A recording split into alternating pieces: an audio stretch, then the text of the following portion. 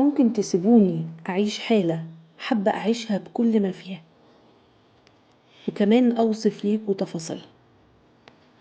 قصة مليانة بكومبارس وأنا بس بطل الحلقة، فيها أشخاص بتبوح عن كل اللي واجعها، وكمان بتحب في حد بيشغل تفكيرها.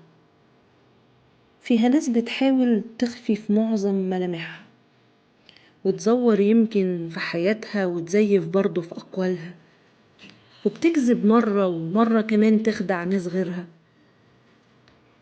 فيها حكايات حقيقية ساعات، وكمان جايز منها اشتغالات. فيها ناس بتدور على حد علشان تتحب، وفيها ناس كالطوبة تندب. فيها عشاق بالكوم قاعدين،